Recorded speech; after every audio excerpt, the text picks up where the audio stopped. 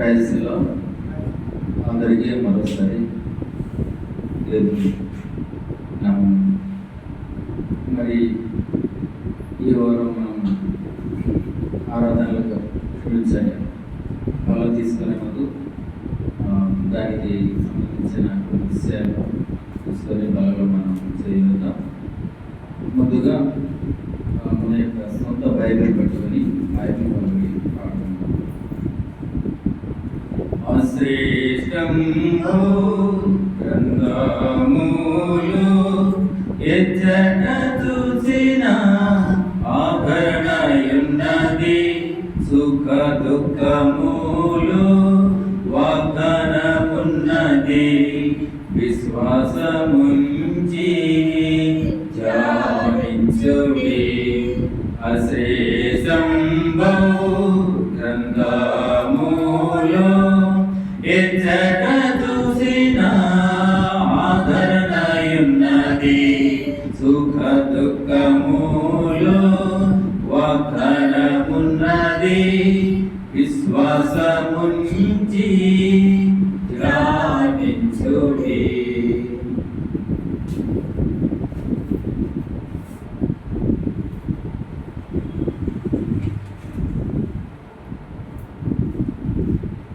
అంశం స్నేహితుడు. స్నేహితుడు అంటే ఎవరు? నిజమైన స్నేహితుడు ఎవరు? ఎలాంటి స్నేహితులతో మనము సహవాసం కలిగి ఉండాలి అన్న దాని మీద కొన్ని విషయాలు మనం తెలుసుకొని వెళ్ళగలుగుతాం. సామెతలు 17వ అధ్యాయం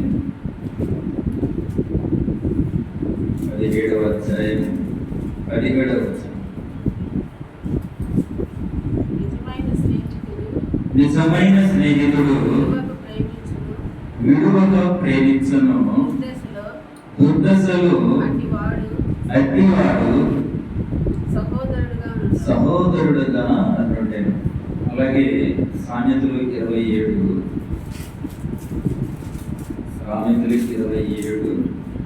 6వ వచనం. మేలును కోరి స్నేహితుడు గాయములు చేయను,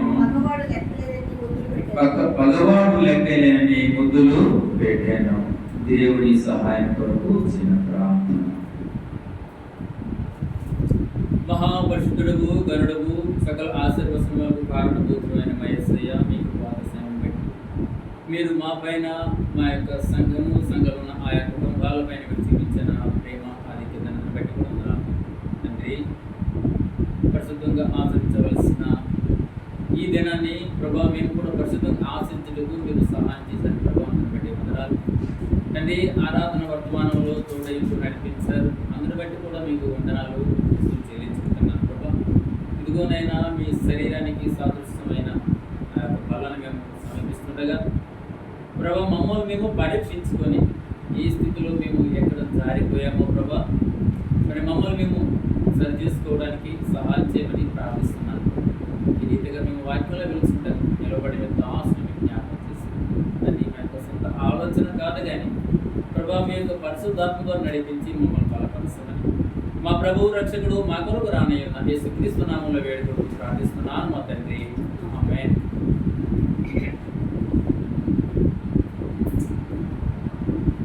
అయితే ఈ వారం అంశం ఏంటి? స్నేహితుడు. స్నేహితుడు ఎలాంటి వాడు? దాని మీద సామెతలు 17 కోసం నిజమైన స్నేహితుడు విడువక ప్రేమించను, దుర్దశలో అట్టివాడు సహోదరుడుగా ఉండెను. నిజమైన ఎలాంటి స్నేహితుడు మనల్ని ప్రేమిస్తాడంటే నిజమైన స్నేహితుడు మనల్ని ప్రేమిస్తాడట.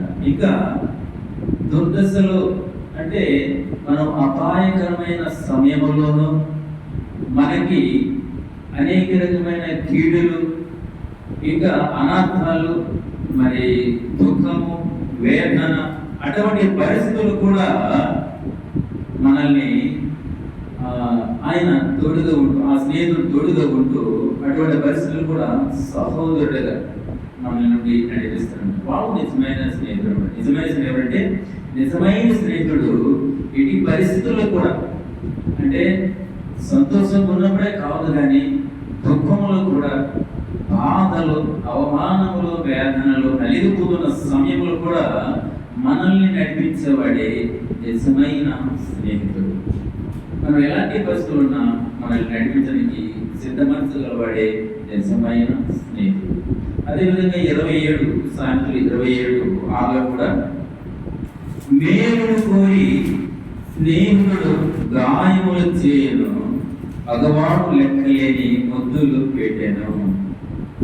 స్నేహితుడు అనేవాడు ఎప్పుడు కూడా మన మేలు కోరేవాడిగా ఉంటాడు.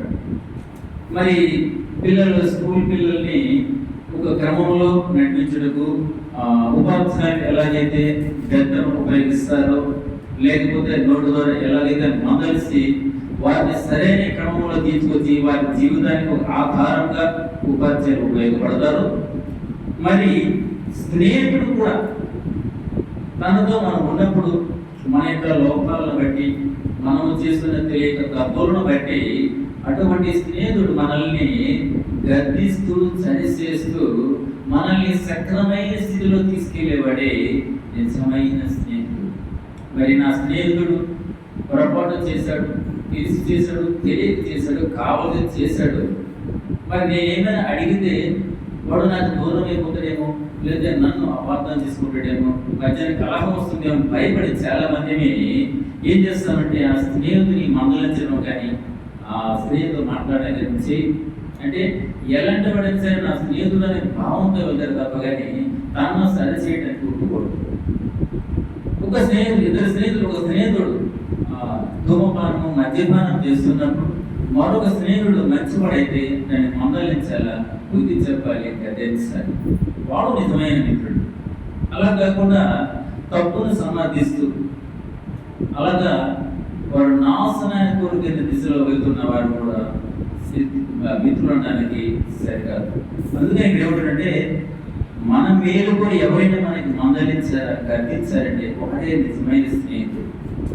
మరి కొంతమంది మనసులో ద్వేషం పెట్టుకొని, మనసులో కపటముతోని, అసూయతోని, ఈర్ష ద్వేషాలతోటి పైకి మంచివాడిగా నటిస్తూ చిరునవ్వు చిందిస్తూ తన మిత్రుడిని ఆపదలు పెట్టడానికి, తన మిత్రుడిని పాడు చేయడానికి కూడా అనేక మంది ఈ లోకంలో ఉండలేరు అనడానికి వీల్లేదు, చాలా మంది ఉన్నారు. కనుక ఇప్పుడు కూడా మన పక్షాన మాట్లాడుతున్నాడు అన్నది ముఖ్యం కాదు, కానీ మనం చేస్తున్న పనులను బట్టి ఆయన మనల్ని హెచ్చరిస్తూ సరిచేస్తూ వస్తున్నాడా, లేకపోతే నేను చేసిన పొరపాలను బట్టి నన్ను ప్రోత్సహించి వస్తున్నది మనం గమనించవలసిన వారిగా ఉంటాను. అందుకంటే నిజమైన స్నేహితుడు విడుగా మనల్ని ప్రేమిస్తూ, నిజమైన స్నేహితుడు అయితే మనల్ని మందలిస్తాడు, గర్దిస్తాడు, మనల్ని సరిచేయడానికి ఇష్టపడతాడు. ఒకవేళ మన మధ్య ఇష్టం లేనివాడు, కపడం ఉన్నవాడైతే పైకి ప్రేమగా తన చిరునవ్వు చూపిస్తూ మన యొక్క పతనానికి కారణం అవుతాడు. అయితే స్నేహితుడు ఎలా ఉండాలి, ఎలా ఉంటాడు, ఎవరు తెలుసుకునే ముందు ఈ లోక స్నేహితులు ఎలా ఉంటాడో ఒకసారి మనం చూసుకుందాం. ఈ లోక స్నేహితులు ఎలా ఉంటారో, మొదటి మాయమైపోవు జల ప్రవాహం వలె, మొదటి మాయమైపోవు జల ప్రవాహము వలె, లేదా ఎండిన వాగు వలె, లేదా నమ్మలేని వారి వలె ఉన్నారంట. మొదటిగా స్నేహితులు ఎలా ఉన్నారంటే, మొదటిగా మాయమైపోవు జల ప్రవాహం. జల ప్రవాహం వస్తూ వస్తూ సడన్ గా ఆగిపోతుంది, మళ్ళీ సడన్ గా వస్తుంది అనమాట. అంటే దానికి నిలకడ లేదు, గ్యారంటీ లేదు.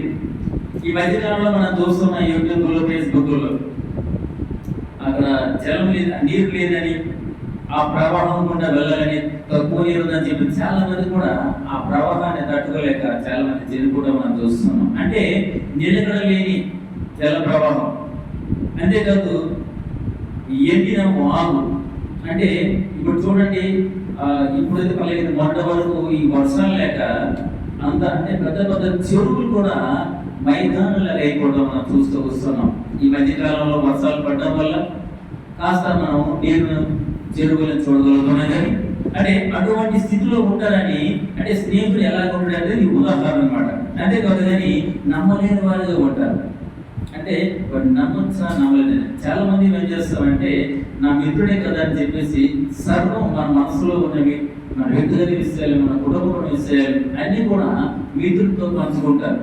అది చాలా తప్పు, చాలా ప్రమాదకరం. ఎందుకంటే మనసుల గురించి జాగ్రత్త పడమని దేవుడు చెప్పి ఉన్నాడు. అక్కడ మనసులు అంటే బ్రాకెట్ లో నీ మిత్రుల గురించి జాగ్రత్త పడడం కానీ, తల్లిదండ్రుల గురించి జాగ్రత్త పడడం కానీ, పిల్లల గురించి జాగ్రత్త పడమని రాలేదు. మనసులు అంటే మిత్రులు అవ్వచ్చు, తల్లిదండ్రులు అవ్వచ్చు, పిల్లలు అవ్వచ్చు, బంధువులు ఎవరైనా కావచ్చు. కానీ మనసుల గురించి జాగ్రత్త పడమని దేవుడు చెప్తున్నాడు. కాబట్టి మనము అటువంటి విషయాలు మనం చాలా జాగ్రత్తగా ఉండడం మంచిదన్నమాట. చూడండి, యోగు రాసిన పత్రిక యోగు 6వ అధ్యాయము, యోగు 6వ అధ్యాయము 15. నా స్నేహితులు ఎండిన వాగు వలెను, మాయమైపోవు జల ప్రవాహం వలెను నమ్మకూడని వారైరి. అంటే ఇప్పుడున్న పరిస్థితుల్లో ఆ స్నేహితులు ఎలాగుంటున్నారంటే స్నేహితులు ఎండిన వాగు వలె, ముందు చెప్పారు కదా, ఎండిపోయిన వాగు వలె, ఇంకా మాయమైపోవు జల ప్రవాహం వలె నమ్మకూడని వారైరి. ఎలా ఉన్నారంటే అంటే మనం నమ్మడానికి వీల్లేదండి. అలాంటి స్నేహితుల మధ్య మనము నివసిస్తూ జీవిస్తున్నాం. కాబట్టి దేవుడు చెప్పినట్టుగా మనసులకు జాగ్రత్త పడమన్నట్ల మనం కూడా జాగ్రత్తతో వివేకంగా మనము ఉండాలన్నమాట. అది ఈ లోక స్నేహితుల గురించి చెప్తున్న మాట మొదటిదన్నమాట. రెండోది చూసుకున్నట్లయితే ఈ ఎదురునాలు చేసేవారిగా ఉంటారు. కొంతమంది మిత్రులే కానీ వారిని శత్రువులుగా చూస్తారు. వారు ఎప్పుడు పడిపోతారా, ఎప్పుడు అవమానానికి గురవుతారా, ఎప్పుడు నష్టపోతారా, అటువంటి దురుద్దేశంతో వారు ఎగతాళం చేయడానికి, హేళన చేయడానికి, కించపడడానికి చూసే ఆ స్నేహితులు కూడా లేకపోలేదు. చూడండి, అదే యోగు గ్రంథం 16వ అధ్యాయము, యోగు గ్రంథం 16వ అధ్యాయము 15వ వచనం.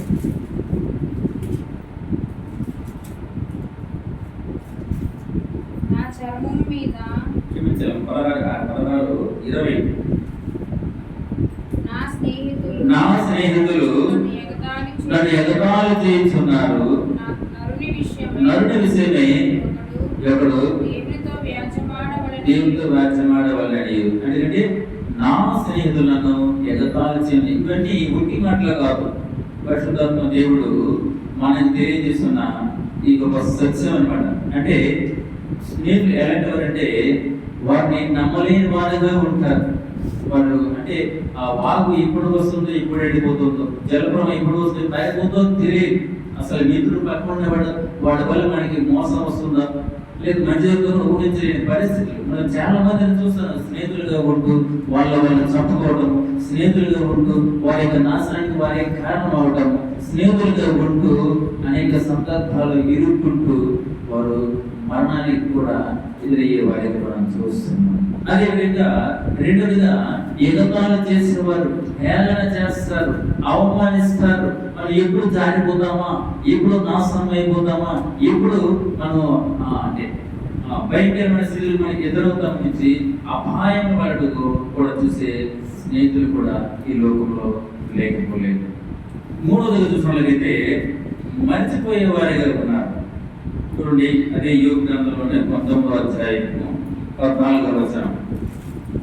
మనకి నచ్చిపోయేగా ఒక వారి నా బంధువులు నా ఎందుకు రాగై ఉన్నారు, నా ప్రాణ స్నేహితులు నన్ను మర్చిపోయి ఉన్నారు. చాలా మంది అందరికీ తెలిసిన విషయం ప్రతి చెప్పడం దేవుడే నేనే రాసి ఉంచాడు. ఏమనంటే నా బంధువులు నా యొద్దకు రాగై ఉన్నారు. ఎందుకు ఇప్పుడు రాదు?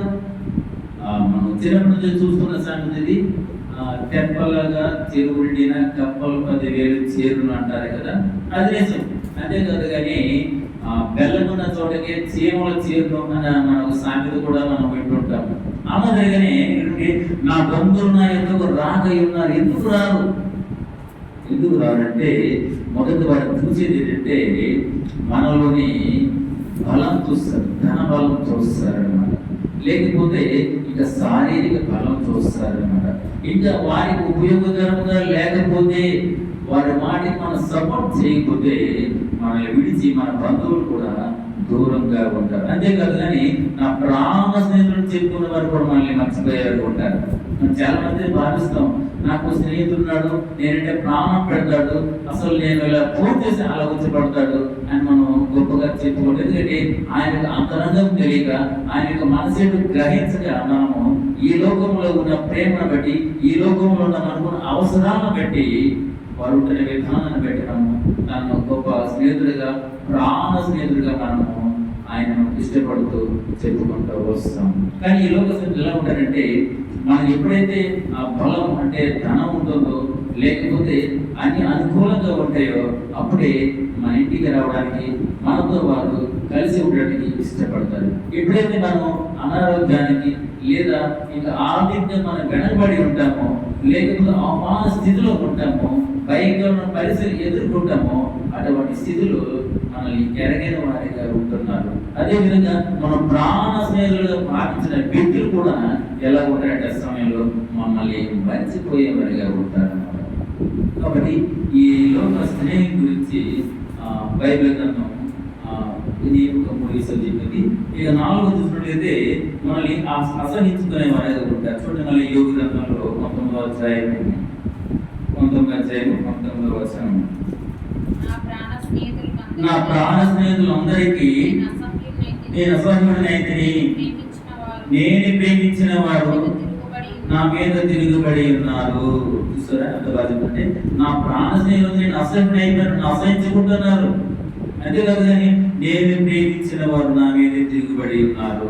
మరి ఎంతో మందికి మనం ఆశ్రయం కలిగిస్తాం, ఎంతో మందికి ధన రూపంలోనూ లేదా మాట సహాయం లేదా ఇంకో రకంగా లేదా వారికి మనం ఉపయోగపడుతూ వస్తుంటాము. వారు కూడా అటువంటి పరిస్థితులు బట్టి మన పట్ల నమ్మకంగా ఉన్నట్లుగా, మన పైన విశ్వాసం చూపించేవారిగా మనకు కనిపిస్తూ వస్తుంటారు. అప్పుడు అనుకుంటాము వాడు నాకు నిజమైన స్నేహితులు అనుకుంటాం. కానీ వాళ్ళు ఏం చేస్తారంటే ఎప్పుడైతే వారికి మనము అంటే వారు కోరుకున్నట్టు నచ్చినట్టు ఉంటాము, అప్పుడు మనం వారికి ఎలా ఉంటే అసభ్యంగా కనిపిస్తాము. అంతేకాదు తిరుగుబాటు కూడా చేస్తూ ఉంటారు. అయితే తిరుగుబాటు చేయడం తప్ప కాదు. ఎప్పుడు తిరుగుబాటు చేయాలంటే మనలో అపరాధములను బట్టి, మనలో ప్రభావాలను బట్టి, మనం చేయకూడని పాపములు చేస్తున్నప్పుడు వారు మందలించి గద్దించి మనల్ని సరిచేసే వారిగా ఉంటారు. వాడు నిజమైన స్నేహితుడు. అంతేకాదు కానీ తన అవసరానికి మనం సరిగా లేవని, తన మాటకు మనం సపోర్ట్ చేయటం లేదని, తన తప్పులను మనము సమర్థించటం లేదని వాడు ఏం చేస్తారంటే ఎవరో తెలియదు అంటారు. అంతేకాదు మన పైన తిరిగి పట్టు చేస్తారు. ఇది ఈ లోకంలో ఉన్న స్నేహితుల గురించి ఉంటారు. చివరిగా కష్ట సమయంలో కూడా దూరంగా ఉంటారు. అటువంటి స్నేహితులు కూడా ఒక కీర్తనలు 38 11. నా స్నేహితులను, నా చెలికాటను, నా దిగులు చూసి ఎడమగా నిలిచిస్తున్నారు, నా బంధువులు దూరంగా నిలుస్తున్నారు. నా స్నేహితులు, నా చెలికంటులు నా తెగులు చూసి దూరం. అంటే తెగులు అంటే ఏంటంటే మనకున్న శ్రమలు, బాధలు, ఇబ్బందులు, అనారోగ్య పరిస్థితులు, ఆర్థికంగా చిరిగిపోవటం, ఆర్థికంగా నష్టపోవటము, లేకపోతే బ్రతకలేని స్థితిలో కనిపించటము, అటువంటి పరిస్థితులు వారు ఏం చేస్తారట ఎడముగా అంటే దూరముగా నిలిచి ఉంటారట.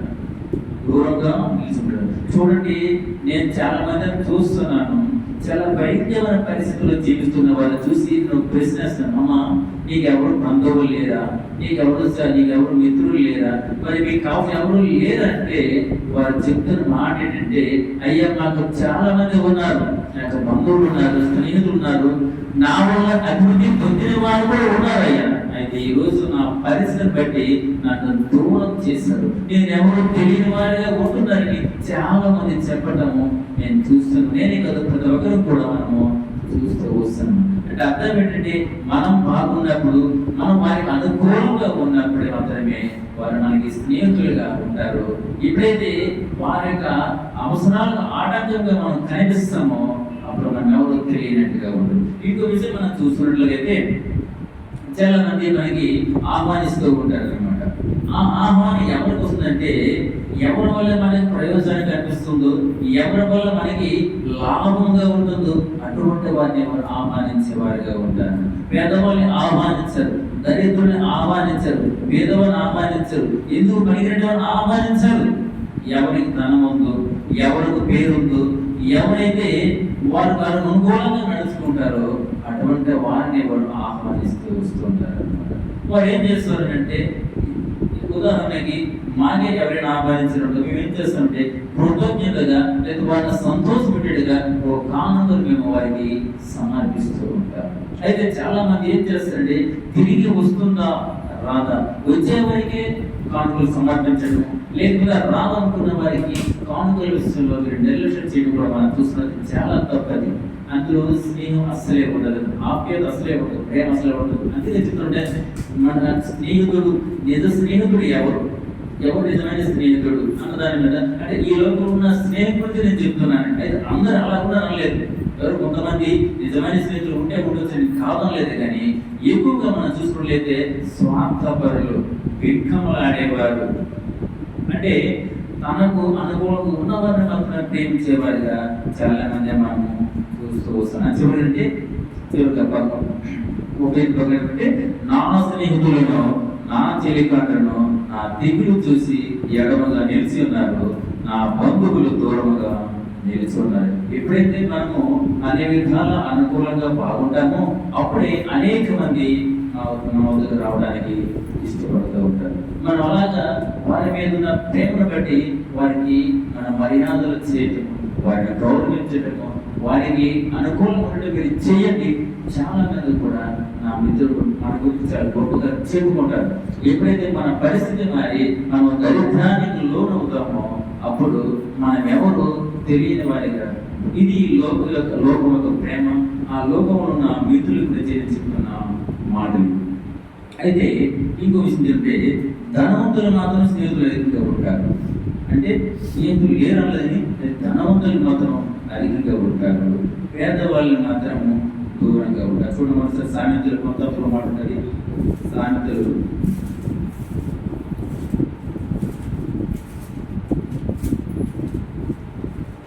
19వ అధ్యాయము 4వ వచనం. ధనము గలవానికి స్నేహితులు అధికంగా ఉండురు, దరిద్రుడు తన స్నేహితులను పోగొట్టుకొను. స్నేహితులు, ఆ దరిద్రుడు తన స్నేహితులు పోగొట్టుకోవడానికి ఇష్టమా? లేదు. దరిద్రుడు కూడా ఎక్కువ ఆశ, ధనవంతుడి కంటే దరిద్రుడు ఎక్కువ ఆశపడతాడు. నా మిత్రుడు ఫలానా పొజిషన్లో ఉన్నాడు, నా మిత్రుడు ఒక కలెక్టర్ స్థానంలో ఉన్నాడు, నా మిత్రుడు ఒక మంచి ఉన్నత అధికారి స్థానంలో ఉన్నాడు, నా మిత్రుడు నేను గొప్పగా చెప్పుకుంటే స్థానంలో ఉండని ఆ పేదవాడు ఎంతో గొప్పగా చెప్పుకుంటాడు. కానీ అటువంటి వారు కూడా ఇతను ఎవరో తెలియనట్టుగా ఉంటారు. చూడండి, వాక్యం చెప్తుంది, వాక్యం చెప్తుంది చూడండి. ధనం గల వారికి స్నేహితులు ఉంటారు, కానీ ఇక్కడ దరిద్రుడు తన స్నేహితుల్ని పోగొట్టే ధనం పోగొట్టుకుంటాడు. అర్థం ఏంటంటే అటువంటి వారిని వారు పట్టించుకోరని దీనికి అర్థం. కాబట్టి ధనం గల వారికి స్నేహితులు అధికంగా, అదే పేదవారికి అయితే దుష్టుడు. అదే సామెతలు 19వ అధ్యాయంలోను 7వ వచనం చూడండి. 19:7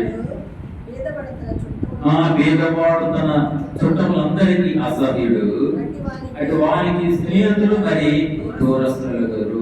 అదే పేదవాడైతే బంధువులు అసహించుకుంటారు, స్నేహితులు కూడా దూరంగా ఉంటారు. ఇది ఈ లోకంలో ఉన్న స్నేహితుల గురించి మనం చెప్తున్న మాటలు. అయితే నిజమైన స్నేహితుడు, అయ్యా ఇది చెప్పావు కరెక్టే, ఈ లోకంలో ఉన్న స్నేహితుల గురించి మీరు చెప్పారు బాగా ఉంది. ఇప్పుడు నిజమైన స్నేహితులు ఎవరయ్యారంటే పరిశుద్ధ గ్రంథమైన బైబిల్ చెప్తుంది. సామెతలు 17:17 సామెతలు 17 నిజమైన స్నేహితుడు విడువక ప్రేమించాను, దుర్దశలో అంటే వాడు నిజమైన స్నేహితుడు. ఎవరయ్యా నిజమైన స్నేహితుడు అంటే మనం ఆపదలో ఉన్నప్పుడు, బాధల్లో ఉన్నప్పుడు, కృంగిపోతున్నప్పుడు, నష్టాల్లో ఉన్నప్పుడు, కష్టపడుతున్నప్పుడు కూడా మనల్ని ఆదుకున్నవాడే నిజమైన స్నేహితుడు అన్నమాట. ఆయన నిజమైన స్నేహితుడు. అయితే నిజమైన స్నేహితుడు మన విలువగా ఏం చేసినట్టు నిజమైన స్నేహితుడు అయితే అంటే మన కోసం ప్రాణం పెడతాడు. రెండోది ప్రేమిస్తాడు. ఎవరయ్యా మన కోసం ప్రాణం పెడతారు? ఎవరు మనల్ని ప్రేమిస్తారంటే మనం చూసుకున్న మొదటి యోహాను సువార్త 3వ అధ్యాయము, యోహాను సువార్త 3వ అధ్యాయము 16వ వచనం. దేవుడు లోకమును ఎంతో ప్రేమించెను కాగా ఆయన తన అద్వితీయ కుమారునిగా పుట్టిన వాని యందు విశ్వాసము చూపేవాడను నశింపక నిత్య జీవం పొందినట్లు ఆయనను అనుగ్రహించెను. చూసారా, ఎవరు మనకు మనల్ని ప్రేమించేవారు ఎవరు? మనల్ని ప్రేమించేవారు ఎవరు? మన కోసం ప్రాణం పెట్టేవారు ఎవరంటే, మనల్ని ప్రేమించేవాడు ఎవరంటే, మనం ప్రేమించేవాడు దేవుడు.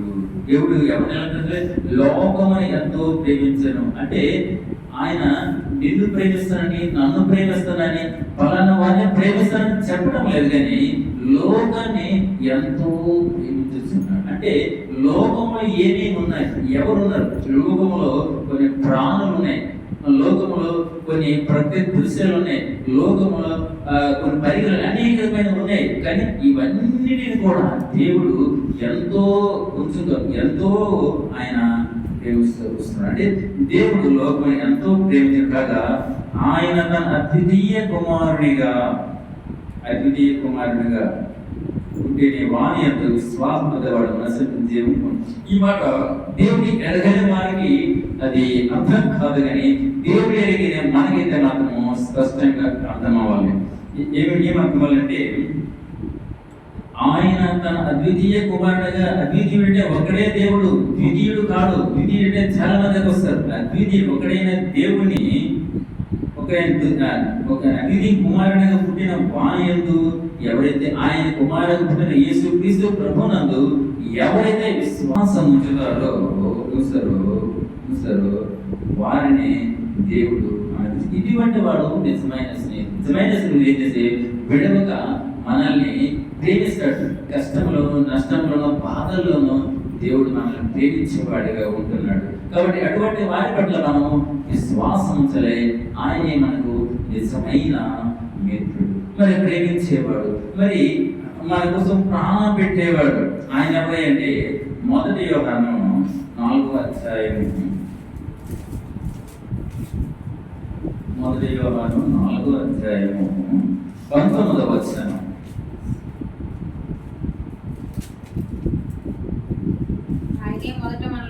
ఆయనే మొదట మనల్ని ప్రేమించను కనుక మనము ప్రేమించుచున్నాము. చదువు. ఎవరైనాను నేను దేవుని ప్రేమించుచున్నానని చెప్పి తన సహోదరుని ద్వేషించిన అతడు అబద్ధుడగును. తాను చూసిన తన సహోదరుని ప్రేమించిన వాడు తాను చూడని దేవుని ప్రేమింపలేడు. అంటే ఆయన ఎవరు అంటే ఎవరు నిజమైన స్నేహితుడు? ఎవరు మనల్ని ప్రేమించగలరు? ఎవరు మన కొరకు ప్రాణం పెట్టగలరు? మనల్ని ఈ లోకంలో మన కుటుంబంలో చూసుకున్నట్లయితే ఒక తల్లి లేదా ఒక తండ్రి అందరినీ సమానంగా చూడలేదు. నేను అనుభవించిన రీతి బట్టి నేను చెప్తున్నాను. అంటే మనం అనుకుంటాం, 4 కొడుకులు లేదా 2 కొడుకులు వాటిని సమానంగా చూస్తానని మనం అనుకుంటాము, కానీ అప్పుడే పరిస్థితులు బట్టి మన మనసు మారిపోతుంది, ఏకపక్షం అయిపోతుంది అనమాట. అంటే ఎవరు ఒక్కరిని మనం ప్రేమించడానికి వీలవుతుంది అనమాట. అంటే అప్పుడప్పుడు అంటే తల్లిదండ్రుల కంటే, బంధువుల కంటే, పిల్లల కంటే గొప్పవాడు ఎవరు? యేసుక్రీస్తు ప్రభువైన దేవుడు. అంటే ఆయన ప్రేమ ఎవరు కూడా సరే. కాబట్టి అంటే మీరు నన్ను కాదని, తల్లిదండ్రులనే కానీ, మీ బిడ్డలనే కానీ, మీ బంధువులు ఎవరైనా ప్రేమించినట్లే అది ప్రయోజనం కాదని వాక్యం చదువుతుంది. కాబట్టి మనల్ని ప్రేమించే దేవుడు మన కొరకు ప్రాణం పెట్టి, మనకు ఎవరైనా ప్రాణం పెడతారు? ఒకవేళ ఆపదలో ఉన్నప్పుడు లేదా అపాయంలో ఉన్నప్పుడు ప్రాణాపాయ స్థితిలో ఉన్నప్పుడు మనకు ఉన్న డబ్బును మనము ఖర్చు పెట్టగలం, లేదా మనకు వీలున్న దాన్ని బట్టి మన యొక్క సమయాన్ని వెచ్చించి తన కోసం ప్రయాసపడగలం. కానీ ప్రాణాన్ని అయితే మనకు ఆయన బదులుగా మనకు ప్రాణం పెట్టే దేవుడు కేవలం యేసుక్రీస్తు ప్రభువు వారే. మనల్ని ప్రేమించే దేవుడు యేసుక్రీస్తు ప్రభువు. అయితే మనం లోకంలో ఉండకూడదని కాదు, లోకంలో ఉంటూ మనం ఎలాగుంటే ఆయనని కనపరిచిన వారిగా ప్రత్యేకత కలిగి ఉండాలి. మనల్ని చూసి దేవుడు గుర్తించేవాడిగా ఉండాలి. ఇది నిజమైన ప్రేమ. ఇటువంటి ప్రేమ మనకి ఎక్కడ దొరుకుతుందంటే యేసుక్రీస్తు ప్రభువులోనే మనకి ప్రేమ మనకి దొరుకుతుంది. అయితే ఈ లోక ప్రేమ అశాశ్వతం చెప్పడం కూడా, ఎందుకంటే ఈ లోకంలో ప్రేమ అంటే మనకున్న అవసరాలను బట్టి, లేకపోతే వారికి ఉన్న అనుభవం బట్టి ఉంటే తప్ప కానీ నిజమైన ప్రేమ కాదు. మరి మన దేవుని ప్రేమే శాశ్వతమైన. ఎందుకనంటే ఆయన ప్రేమించే దేవుడే ఉన్నాడు. ఎందుకంటే ఆయన ప్రేమించే దేవుడు మరియు ఆయన మన కొరకు ప్రాణం పెట్టేవాడిగా ఉన్నాడు. మొదలై మనం 3 భాగాలు మాట్లాడి 3 భాగాలు. ఆయన మన నిమిత్తము తన ప్రాణము పెట్టాను కనుక దీని వల్ల ప్రేమ అయిపోయిందని తెలుసుకొనిచున్నాము. ప్రేమ ఎలాంటి మన కోసం ప్రాణం పెట్టాలి. అది నిజమైన ప్రేమ, అది నిజమైన స్నేహం.